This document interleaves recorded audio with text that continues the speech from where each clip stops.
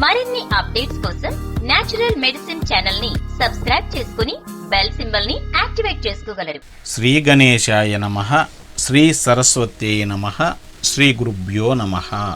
గురుచరిత్ర పారాయణ వలన శుద్ధులైన ముముక్షువులకు ఒక వంక సద్గురు దర్శనాభిలాష, మరొక వంక విషయాలపై నిరపేక్ష తీవ్రమవుతాయి. అప్పుడు మొదట స్వప్నంలోనూ తర్వాత ప్రత్యక్షంగానూ గురు దర్శనము లభిస్తుంది. ఆ గురువు కూడా అనన్య గురుభక్తి చేత జీవన్ముక్తుడై ఉంటాడు. అట్టి సద్గురువు తరసిలినప్పుడు మన హృదయం ఆయనను నిస్సందేహంగా గుర్తిస్తుంది. వేరు నిదర్శనాలు అవసరం లేకనే కేవలం దర్శన మాత్రం చేతనే శాంతి, ఆనందాలు కలుగుతాయి. అటుపైన వారి పట్ల మనకు కలిగిన భావాన్ని నిశ్చలంగా నిలుపుకోవాలి. అందుకు కూడా వారి లీలలు, చరిత్ర పారాయణ, చింతనలే సాధనాలు.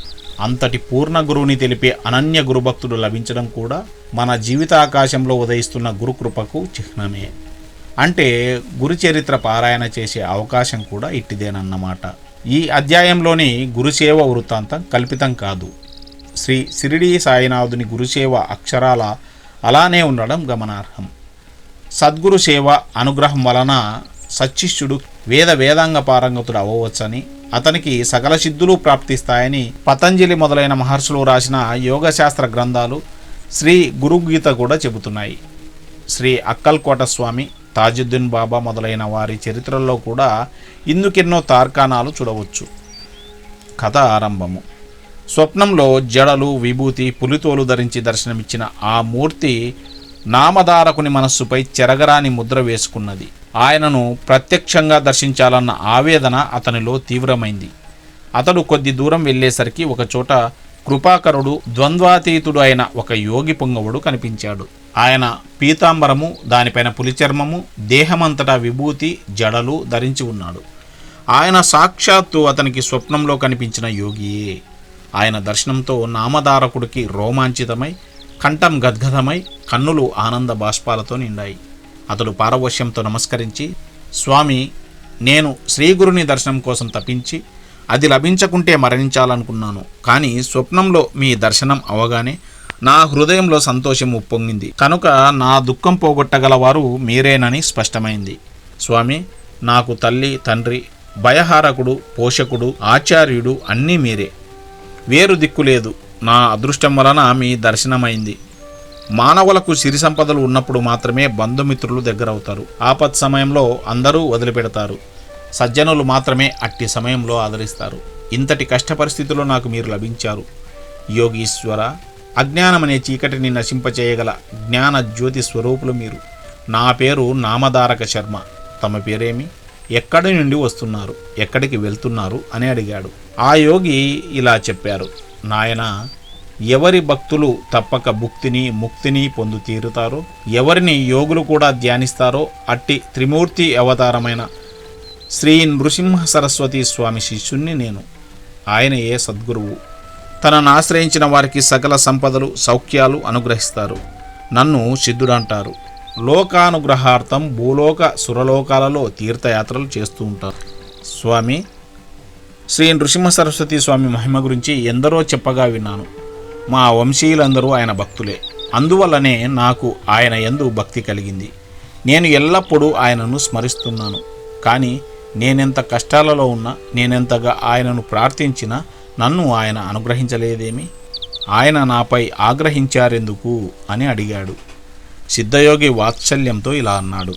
విప్రుడా, నేను చెప్పేది శ్రద్ధగా విని ఎప్పుడూ గుర్తించుకో. భక్తవత్సలుడైన సద్గురువు తన కృపను అన్ని జీవులపైన ఎల్లప్పుడూ వర్షిస్తూనే ఉంటాడు. అందులో ఎట్టి లోపము ఉండదు. ఆయన కృపకు పాత్రులైన వారికే కాక వారి వంశంలో కూడా ఎవరికి ఎట్టి దైన్యము కలగదు. ఆయనను సేవించిన నీ దైన్యం పోలేదంటే ఎంతో ఆశ్చర్యంగా ఉన్నది. నీవు మనస్సులో ఆయనను సంశయించి ఉండాలి. అందువలననే నీకన్ని కష్టాలు వచ్చాయి. త్రికరణ శుద్ధిగా ఆయననే నమ్మి సేవించే వారికి ఎట్టి కొరత ఉండజాలదు. నీ గురుభక్తి ఇంకా దృఢం కాలేదు. శ్రద్ధ లేనివాడు, సంశయాత్మకుడు ఎవరి చేత ఎన్నడూ అంగీకరించబడడు. శ్రీగురుడు త్రిమూర్తి స్వరూపము. బ్రహ్మ, విష్ణు, రుద్రులు తన భక్తునిపై కోపించిన సద్గురువు తన భక్తుని సునాయాసంగా రక్షించగలడు. కానీ ఆ సద్గురువే కోపిస్తే వానిని రక్షించగలవారు మరెవరూ లేరు. అయినా ఆయన ఎన్నడూ ఎవరిపైనా కోపించరు. అప్పుడు నామధారకుడు, స్వామి, సద్గురువు త్రిమూర్తి స్వరూపము ఎలా అయ్యారు అని అడిగాడు. సిద్ధుడు, మొదట పరమాత్మ ఒక్కడే ఉన్నాడు. ఆయన ఒకప్పుడు నేను అనేకమవుదునుగాక అని సంకల్పించి ఈ చరాచర విశ్వమయ్యాడు. అందులోని జీవులను ఉద్ధరించడానికి తిరిగి ఆయనయే సద్గురువుగా అవతరిస్తూ ఉంటాడు. అందువలన సద్గురువును తప్పక ఆశ్రయించాలి. శిష్యునికి తత్వజ్ఞానం కలిగి ఉండడం వలన, అజ్ఞానం నుండి రక్షించడం వలన, జన్మ పరంపరలను నశింపజేయడం వలన గురువు సృష్టి స్థితి లయాలకు కారణమైన త్రిమూర్తుల స్వరూపమయ్యారు అని చెప్పాడు. అంతటా నామధారకుడు, స్వామి, దేవతలు కోపించిన సద్గురువు రక్షించగలరు అని అంటేరే, అదెలా సంభవము? అందుకు తార్కాణమేమి? నా సందేహం తీర్చి నా మనస్సుకు స్థిరం ప్రసాదించండి అని వేడుకున్నాడు. సిద్ధుడు అతని జిజ్ఞాసకు సంతోషించి ఇలా చెప్పాడు. నీవు బుద్ధిమంతుడవు, మంచి ప్రశ్న వేశావు. మొదట ఒక్కడుగానున్న పరమాత్మ తాను అనేకమవ్వాలని సంకల్పించాడు. ఆ సంకల్పమే ఈ జగత్తును సృష్టించిన మాయాశక్తి.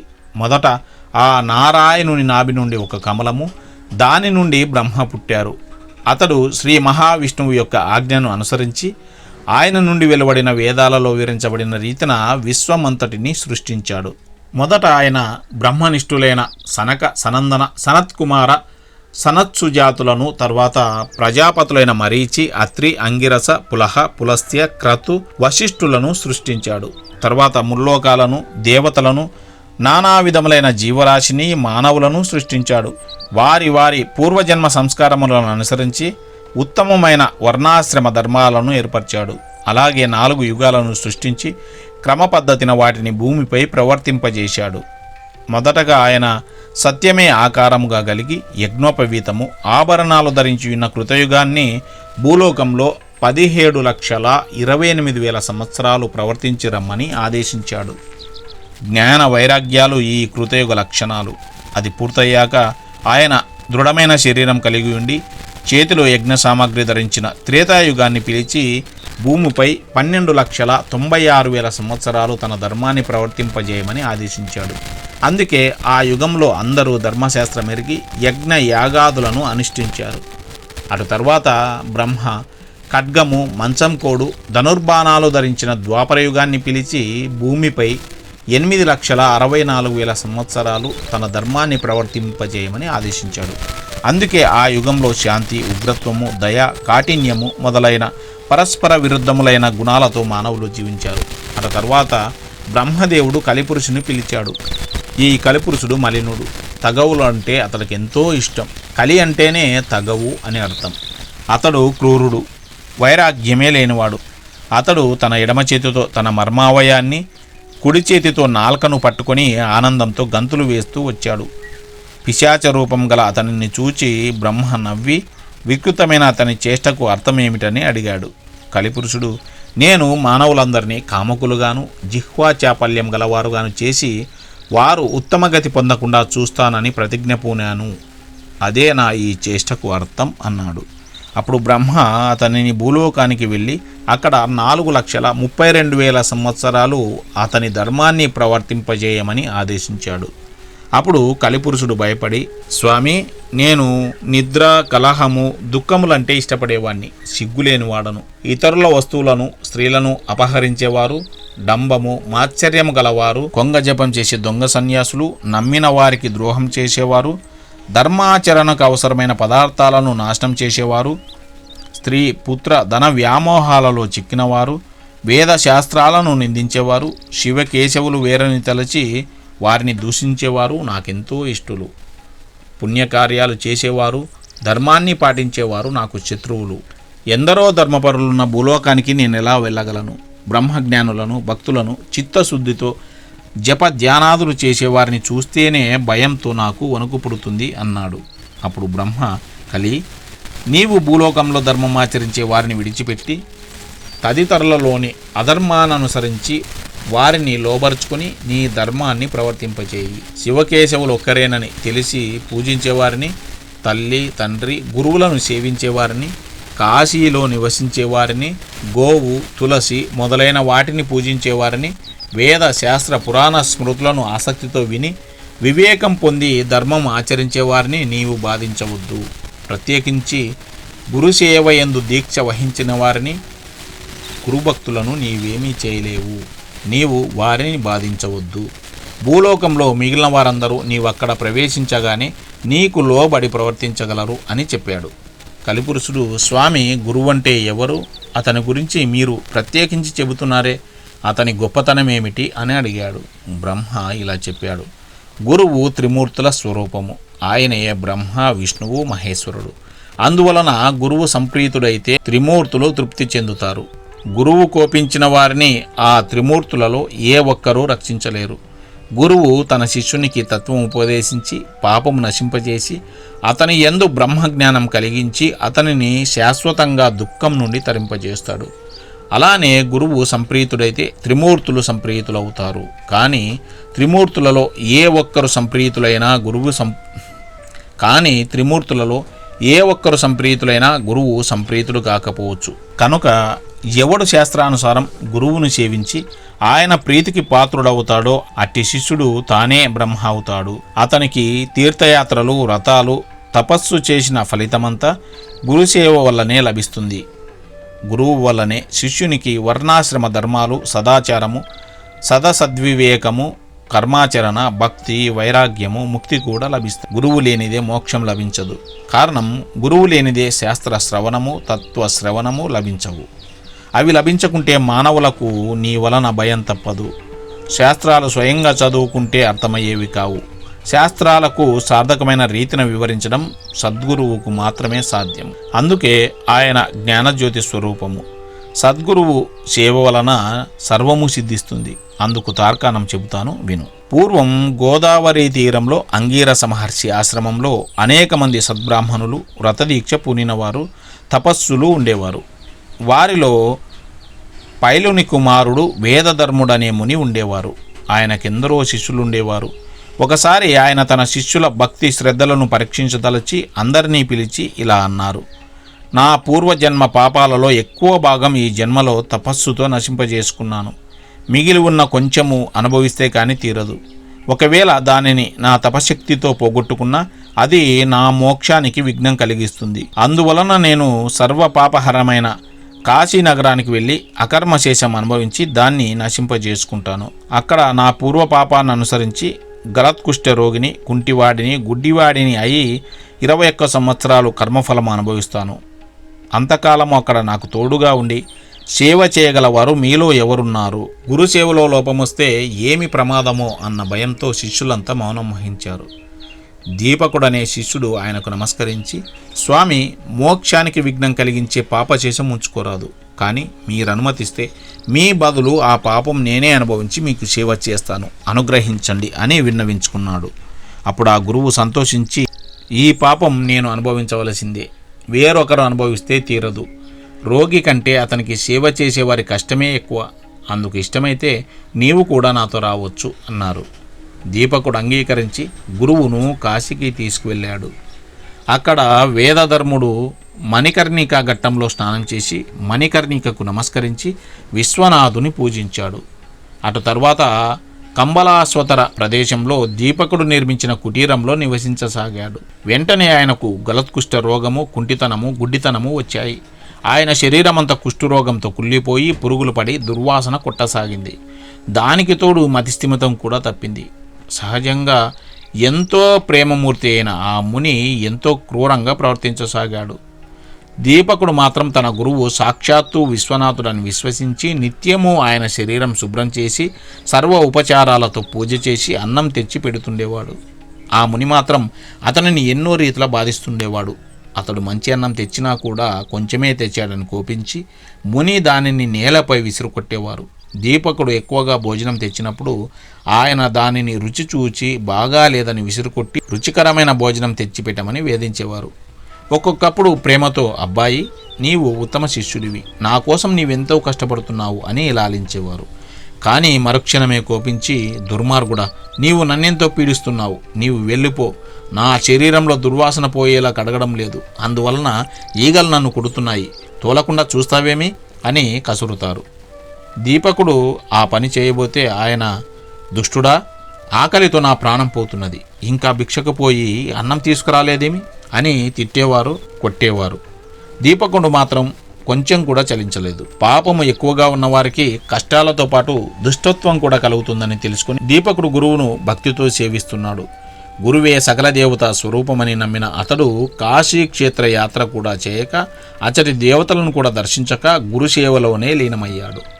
అతడెవరితోనూ మాట్లాడేవాడు కాదు, తన శరీరానికి కావలసిన పనులు కూడా చేసుకునేవాడు కాదు. ఒకనాడు కాశీ విశ్వనాథుడు అతని గురుభక్తికి మెచ్చి దర్శనమిచ్చి వరం కోరుకోమన్నాడు. అతడు తన గురుదేవుని అనుజ్ఞ లేకుండా ఎట్టి వరము కోరుకోలేను అన్నాడు. తన గురువు వద్దకు వెళ్ళి వారి వ్యాధి తగ్గేలా తాను వరం కోరడం ఆయనకు ఇష్టమేనా అని వేదధర్ముణ్ణి విచారించాడు. అప్పుడు ఆయన, ఏమిరా, నా సేవ చేయడం నీకంత కష్టంగా ఉందా? నా కోసం నీవెట్టి వరము కోరనక్కరలేదు. వరం వలన ఈ రోగం పోగొట్టుకుంటే దానిని మరొక జన్మలో అనుభవించవలసి వస్తుందని శాస్త్రం చెబుతోంది. కనుక నేను ఈ జన్మలోనే ఈ పాపం అనుభవించి నా మోక్షానికి ఆటంకం తొలగించుకుంటాను అని చెప్పారు. కాశీ విశ్వనాథుడు దీపకుని ద్వారా ఆ విషయం తెలుసుకుని నిర్వాణ మండపానికి వచ్చి దేవతలందరి సమక్షంలో ఆశ్చర్యంతో ఆ విషయం విష్ణుమూర్తితో చెప్పాడు. విష్ణుమూర్తి ఆనందించి ఆ గురు శిష్యులను చూడడానికి వెళ్ళాడు. ఆయనను చూడగానే దీపకుడు నమస్కరించి, స్వామి, వరాలు కోరి మీకోసం తపస్సు చేస్తున్న వారిని ఉపేక్షించి మిమ్మల్ని ఎన్నడూ సేవించని నాకు దర్శనమిచ్చారేమి అని అడిగాడు. విష్ణుమూర్తి, నాయన, గురువును భక్తితో సేవిస్తే నన్ను సేవించినట్లే. అట్టి శిష్యోత్తమునకు నేను ఆధీనుడను. తల్లిదండ్రులను, విద్వాంసులను, విప్రులను, తపస్సులను, యతులను పూజించేవారు, పతియే దైవమని విశ్వసించి అతనిని సేవించే పతివ్రతలు కూడా నన్ను సేవించిన వారే అవుతారు అని చెప్పి వరం కోరుకోమన్నాడు. దీపకుడు ఆయనకు నమస్కరించి, గురువే సకల దేవతా స్వరూపమని, సకల తీర్థ స్వరూపి అని వేదాలు, శాస్త్రాలు చెబుతున్నాయి. మీరిచ్చే వరం గురువు ఇవ్వగలడు కదా అన్నాడు. శ్రీమన్నారాయణుడు, మేమిద్దరము ఒక్కటే, మా ఇద్దరి సంతోషం కోసం వరం కోరుకో, నేను అది ప్రసాదించి ఎల్లప్పుడూ నీ ఆధీనంలోనే ఉంటాను అన్నాడు. దీపకుడు, స్వామి, అలా అయితే నా గురుభక్తి నిరంతరము వృద్ధి చెందేలా అనుగ్రహించు అని కోరాడు. విష్ణువు సంతోషించి, నీవు గురుసేవ వలన తరించావు, నీవీ లోకంలోనే బ్రహ్మానందం పొందగలవు. నీవెల్లప్పుడూ నీ గురుదేవుణ్ణి ఇలానే సేవిస్తూ ఉండు. వేదము, వేదాంగాలు, వేదాంత వాక్యాల అర్థం తెలుసుకుని గురువే పరమార్థమని, పరబ్రహ్మమని తెలుసుకుని గురువుని ఎవరైతే సేవిస్తారో వారికి దేవతలందరూ వశమవుతారు. నిరంతరము సద్గురువుని సేవించేవారు కూడా లోక పూజ్యులే. త్రిమూర్తులమైన మా అనుగ్రహం వల్లనే మానవులకు సద్గురువు లభిస్తారు అని చెప్పి విష్ణువు అంతర్ధానమయ్యాడు. తర్వాత దీపకుడు ఈ సంగతి చెప్పకముందే వేదధర్ముడు జరిగినదంతా చెప్పి దీపకును గురుభక్తికి మెచ్చి, చిరంజీవ, నీవు కాశీలోనే నివసించు. అష్టసిద్ధులు, నవనిధులు నిన్ను సేవిస్తుంటాయి. నిన్ను స్మరించిన వారి కష్టాలు కూడా నశిస్తాయి అని ఆశీర్వదించి వెంటనే ఆరోగ్యవంతుడయ్యాడు. కాశీ క్షేత్ర ప్రభావం తెలపడానికి, శిష్యుణ్ణి పరీక్షించడానికి, స్వధర్మాన్ని బోధించడానికి వేదధర్ముడు కుష్ఠరోగి వలె కనిపించాడే కానీ నిజానికి ఆయనకు పాపం ఎక్కడిది? ఆయన తన శిష్యులను ఉద్ధరించడంలో అమిత కుశలుడు, లోకప్రియుడు, జీవన్ముక్తుడు, ఆదర్శప్రాయుడైన ముముక్షువు తన ప్రారబ్ధాన్ని సంతోషం ఎలా అనుభవించాలో సాధకులకు తెలపడానికి, శిష్యుని భక్తిని, నిష్ఠ, ఓరిమిలను, విశ్వాసాన్ని పరీక్షించడానికి మాత్రమే కుష్ఠరోగగ్రస్తుడయ్యాడు. ఇటువంటి గురుసేవ వృత్తాంతాలు అనేకమున్నాయి. ఇవి చెప్పేవారి దోషాలను, వినేవారి పాపాలను కూడా పోగొడతాయి. ఓ కలిపురుష, కలియుగం ఆరంభం కావాల్సి ఉన్నది కనుక నీవు భూలోకానికి వెళ్ళు, కానీ సద్గురుని భక్తుని నీవు కంటితోనైనా చూడవద్దు సుమా అని బ్రహ్మదేవుడు ఆదేశించాడు. అది విని కలిపురుషుడు ఆయనకు నమస్కరించి భూలోకానికి వెళ్ళాడు. గురువు యొక్క మహిమ ఇంతడదని చెప్పడానికి వీలవుతుందా? నామధారక, ఎవరు సాత్వికమైన ఓరిమిని పొంది దృఢభక్తితో దైవాన్ని, భక్తితో సద్గురువుని భజిస్తారో వారు తప్పక కృతకృత్యులవుతారు. కాబట్టి నీవు పరమశ్రేయస్సు కోరితే నిస్సంశయంగా శ్రద్ధాన్వితుడవై నరదేహంతో అవతరించిన శ్రీగురుని సేవించు అని సిద్ధుడు చెప్పారు. శ్రీ దత్తాయ గురవే నమః. శ్రీ శ్రీపాద శ్రీవల్లభాయ నమః. శ్రీ నృసింహ సరస్వతే నమః.